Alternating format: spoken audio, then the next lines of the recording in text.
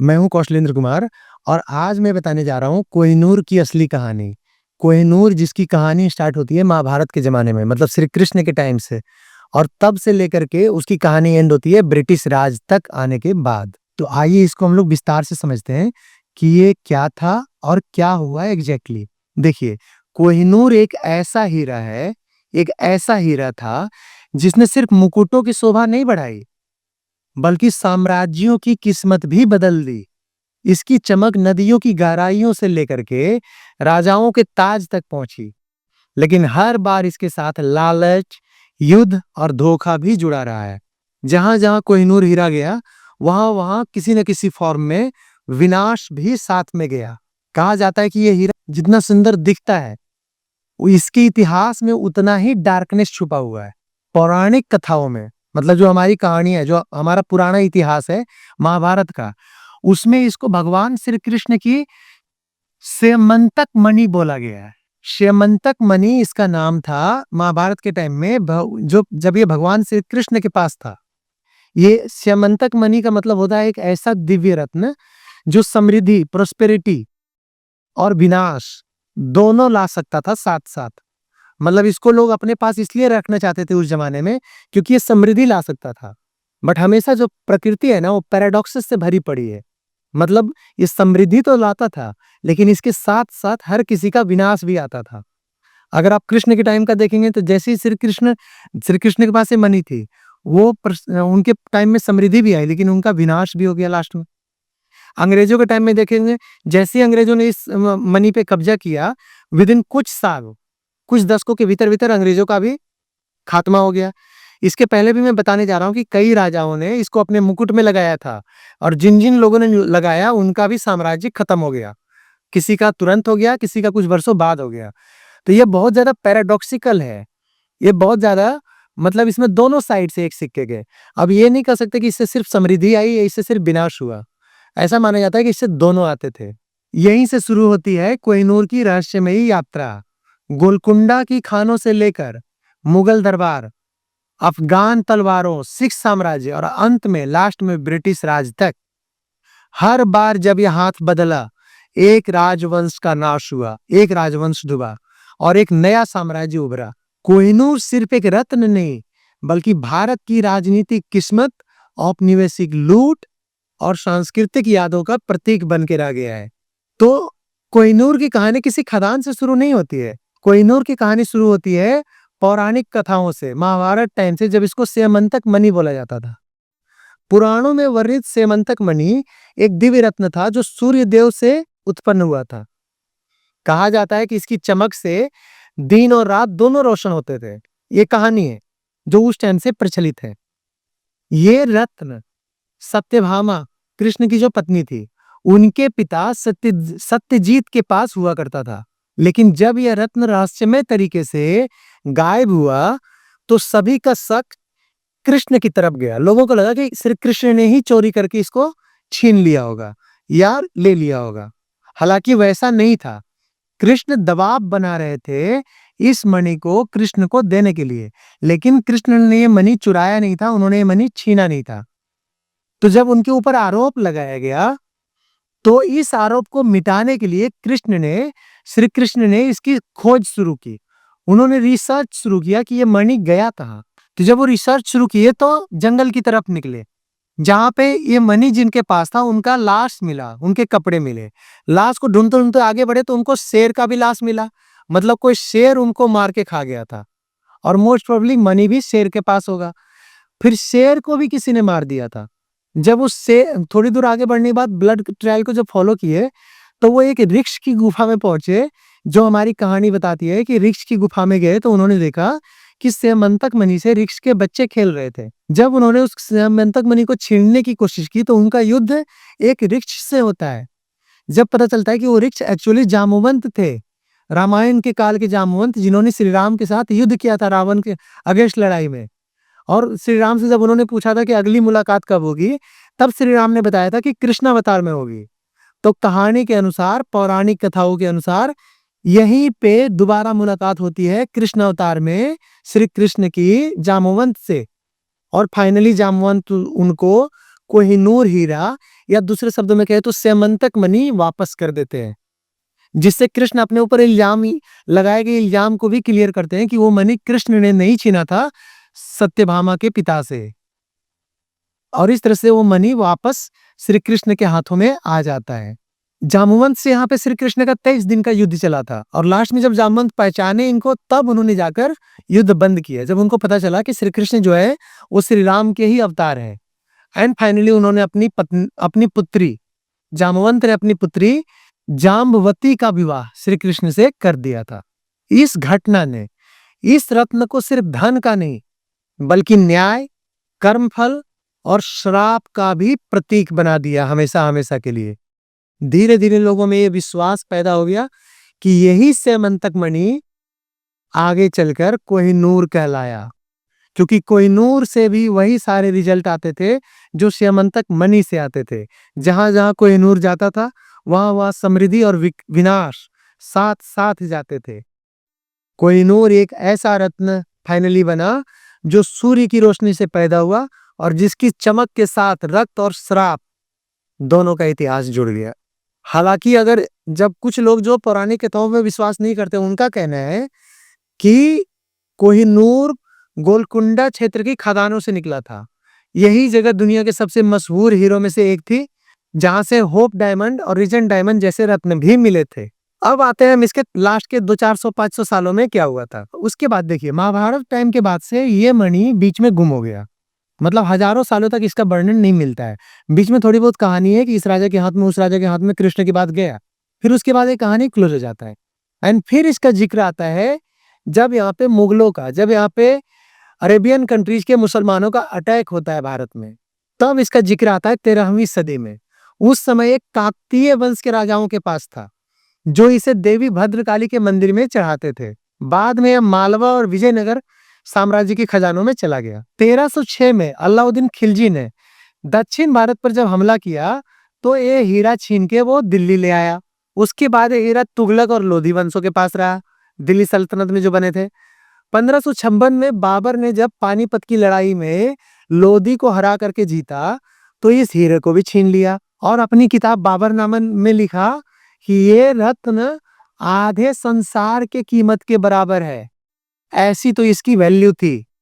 शाहजहां ने इसे मोर सिंहासन में जड़वाया, तब ये 186 कैरेट का विशाल हीरा हुआ करता था।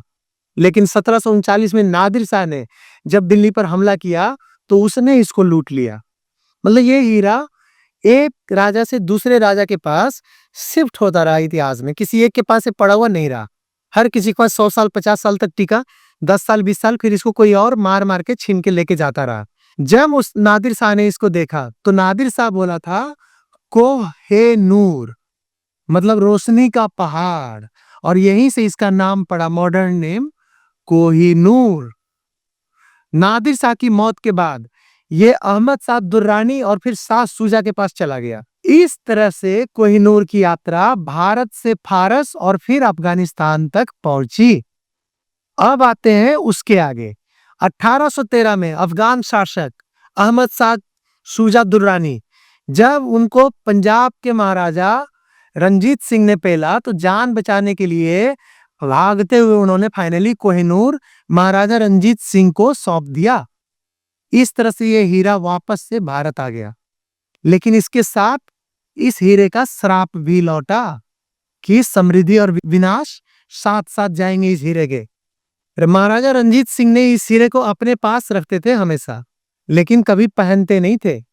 कहते हैं कि वो इसे भगवान जगन्नाथ को अर्पित करना चाहते थे, पर उनकी मृत्यु से पहले ऐसा हो न सका।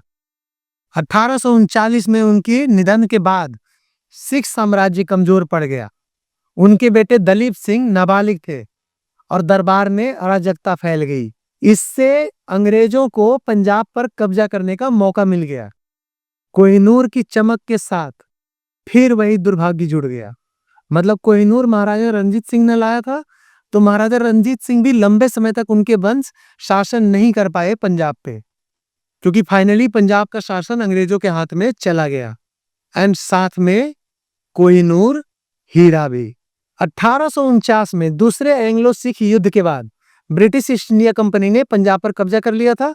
लाहौर की संधि के तहत सिर्फ 11 साल के दलीप सिंह से कोहिनूर हीरा अंग्रेजों ने छीन लिया। ये किसी स्वेच्छा से नहीं, बल्कि अपने निवेशिक दबाव से दिया गया था अंग्रेजों को।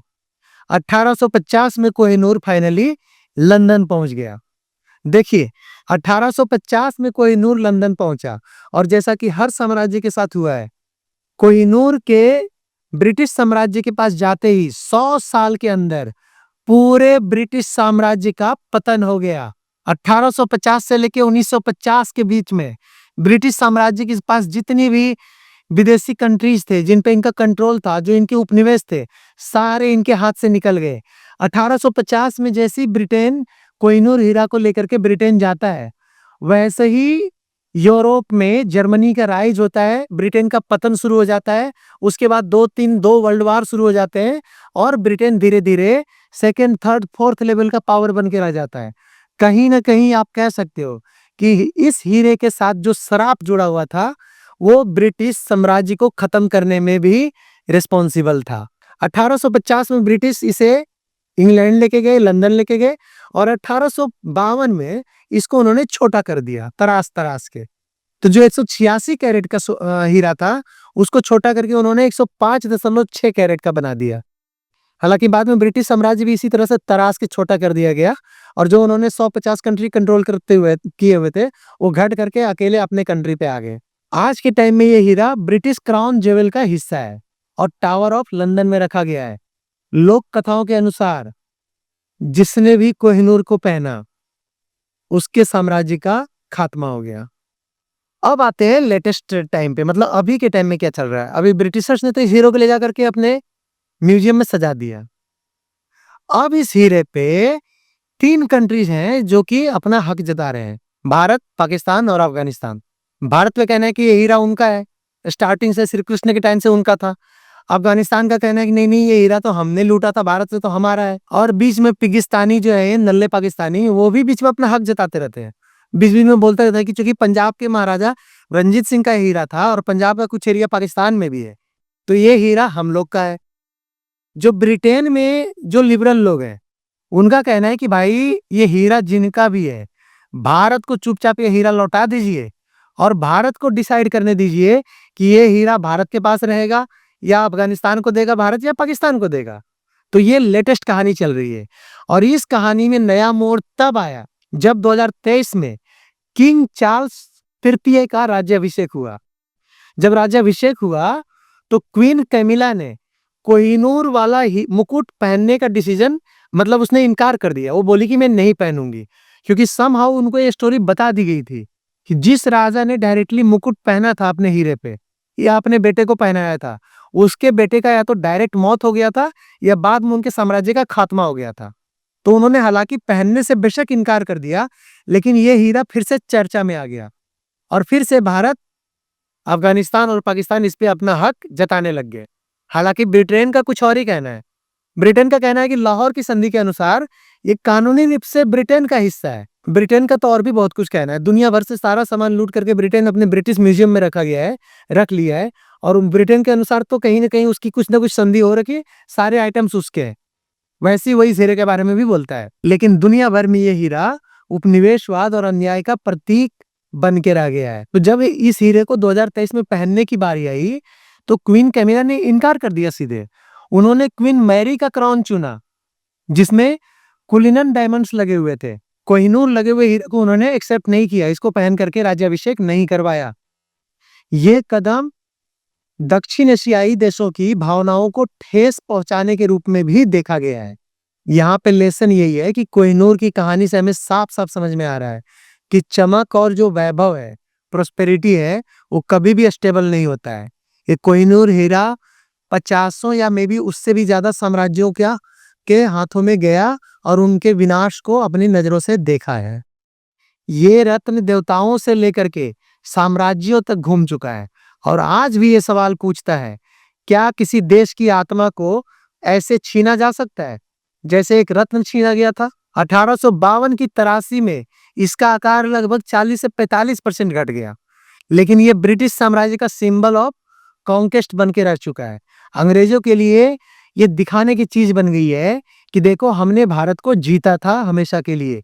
हालाँकि वो कभी शायद ये बात को ना समझ पाए कि यही उनके साम्राज्य का खात्मे का भी कारण बन गया है। अब मेरा आखिरी में आप सभी से एक ही सवाल है। इतना सब जानने के बाद भी और आप नेट पे सर्च कर सकते हो, ये सारी चीज़ें अवेलेबल है। आपको ऐसे में क्या लगता है कि क्या ये हीरा श्रापित है? क्या ये हीरा मैक्सिमम साम्राज्यों में जिनके पास भी ये गया, उनके खात्मे का कारण बना क्योंकि ये श्रापित था? क्या ये हीरा भी रिस्पॉन्सिबल था ब्रिटिश साम्राज्य के खात्मे के लिए? या ये सब सिर्फ एक कहानियाँ हैं? कमेंट में ज़रूर बताइए।